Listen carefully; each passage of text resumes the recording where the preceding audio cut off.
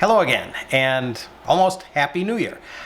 I'm Dan Alasso, and this is Making History, and today I'm going to talk about two more chapters in Graeber and Wengrow's book, The Dawn of Everything. And these two chapters will be chapters 5 and 6, and I'm preparing to discuss them later today. And as always, I'm going to comment from my perspective and talk about the things that jumped out at me, rather than all of the things that people might talk about in the chapters. So this is sort of by definition a subset of all of the interesting things in these chapters. But these are the things that I've sort of queued up to talk about in the conversations that we're going to have later on today. So in the 5th chapter, called Many Seasons Ago, one of the things that I've been thinking about is that we have spent a lot of time talking in the last couple of Zoom meetings about a general sense that people have, I think, of distrusting Graeber and Wengrow's claims. So I want to use an example from the beginning of this chapter to address that. At the beginning of this chapter, they say, quote, "Comparison with the inventors of farming makes little sense from the perspective of the indigenous Californians, who could hardly have failed to notice the nearby presence, particularly among their southwest neighbors, of tropical crops, including maize corn, which first arrived there from Mesoamerica about 4,000 years ago. While the free peoples of North America's eastern seaboard nearly all adapted at least some food crops, those of the West Coast uniformly rejected them. Indigenous peoples of California were not pre-agricultural. If anything, they were anti-agricultural," Graeber and Wengrow say on page 165. And along with this, there's an endnote at the end of the first sentence of this statement that links to the following.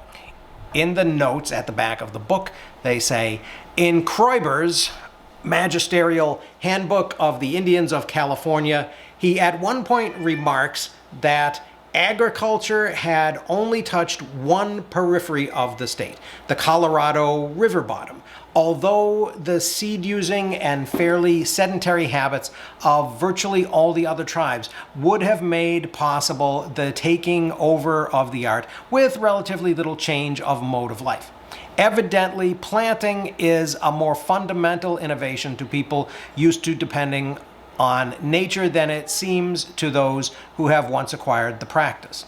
And Graeber and Wengrow go on to say, though elsewhere he duly acknowledges that a number of California peoples, the Yurok, the Hupa, and probably the Wintun and Maidu, did in fact plant and grow tobacco. And they cite two different pages in Graeber's 1925 book. And then they go on to say, so planting could not have been such a conceptual innovation after all, as Bettinger noted more recently that agriculture never managed to spread to California was not due to isolation. California was always in more or less direct communication with agriculturalists, whose products occasionally turn up in archaeological sites. He argues that Californians simply developed a superior adaptation to the local environment, though this does not explain the systematic nature of the rejection. So this is an interesting note. The note cites Graeber twice and Bettinger once. Looking into the bibliography, I find that Robert L. Bettinger, whom when I Google him turns out to be a distinguished professor in the social science department at UC Davis, who has 144 publications and has been cited over 5,000 times. He's been writing about native cultures of the American West since at least 1982, according to the bibliography, and the book they cite, Orderly Anarchy, Socio-Political Evolution in Aboriginal California, was published very recently in 2015. So all of this, taken together, seems pretty legit. So I am going to accept their claim that natives of California knew about agriculture but chose not to use it, except to grow ceremonial tobacco. And I think it only takes a couple of instances of following these trails and going down these rabbit holes in the notes and bibliography to get a sense that the sources that they're citing are credible. Now, Graeber and Wengrow move on from here to the Indo-European language group and to what they call Glottal Chronology, which is a term that I hadn't heard before, but it makes sense. The creating of family trees of languages and basically tracing those trees backwards to some type of hypothetical original source. I didn't spend a lot of time highlighting this area of the text, so I will be interested to see what jumped out to other members of the club. Generally, the disturbing connection between this hypothesizing about the Indo-European language group that was done in the late 19th and early 20th centuries, and the connection between this and eugenics and racism is probably worth pondering some more. For the moment, the thing that jumped out at me was Mauss's argument that, quote, cultures were effectively structures of refusal. Societies, wrote Mauss, live by borrowing from each other, but they define themselves rather by refusal of borrowing than by its acceptance. So I think this story of people beginning to separate themselves into groups and to define these groups by their differences is kind of central to this puzzle that Graeber and Wengrow seem to be addressing in Dawn of Everything. We've seen it before in the previous chapters as they began to discuss populations growing and taking on regional characteristics like specific cuisines. And it's not too difficult to imagine these differences becoming more aggressively stated and about issues that have larger stakes than just choices of food. So they move on to a discussion here of slavery and poverty and capitalism that I kind of suspect once again owes maybe a little bit too much to their ideological commitments coming into the project. But this does bring us back to this idea of schismogenesis. Each society, they say, performs a mirror image of the other. In doing so, it becomes an indispensable alter ego, the necessary and ever-present example of what one should never wish to be.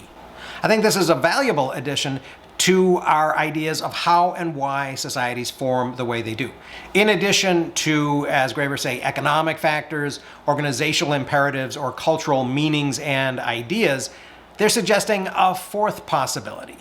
And they ask, are societies in effect self-determining, building and reproducing themselves primarily in reference to each other? And I imagine there are probably few societies where that's 100% of the answer, but probably a lot of societies where that's part of the answer. Eventually, a long discussion of slavery brings us back to another claim that I think is central and fairly radical. And this is the concept of what they call caring violence. They say, almost all these societies, and I think in this instance they're talking about Native American societies again, almost all these societies took pride in their ability to adopt children or captives, even from among those whom they considered the most benighted of their neighbors, and through care and education, turn them into what they considered to be proper human beings. They conclude this discussion by suggesting that acts of violence are passing. They don't last long. But this combination of violence and what they call caring seems somehow to endure. And this is a concept that I'm not exactly sure what I want to do with, or really exactly how I feel about it, but I will ponder on it some more. The next chapter, chapter 6, is called Gardens of Adonis, and it talks to a great extent about what Graeber and Wengrow call play farming.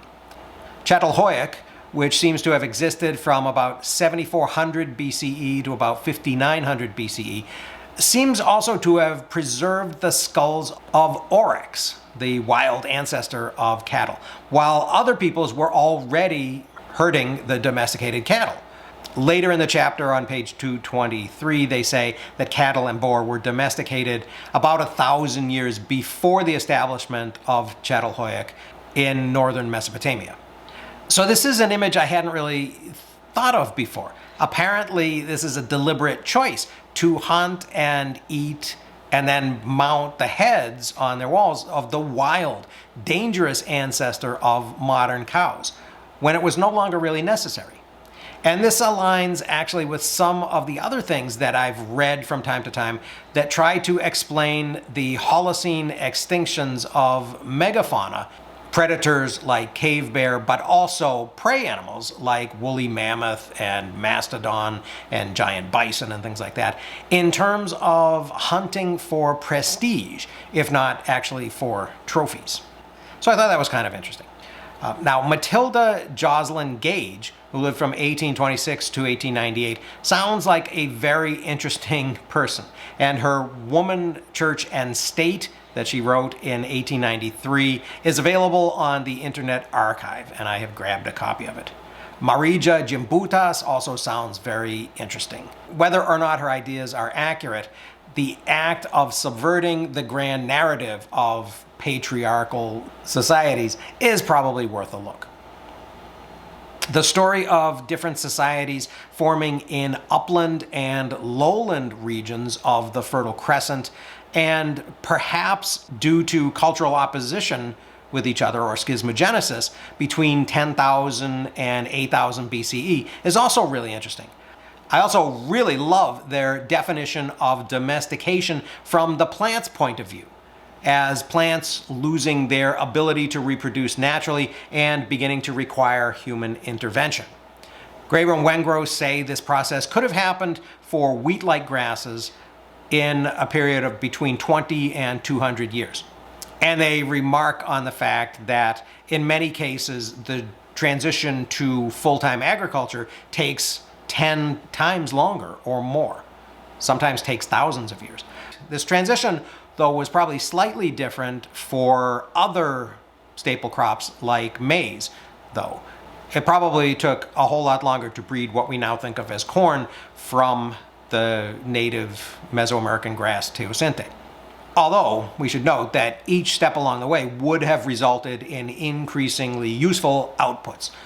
But this more gradual change, I think, does beg the question of when people decided to shift to more settled farming.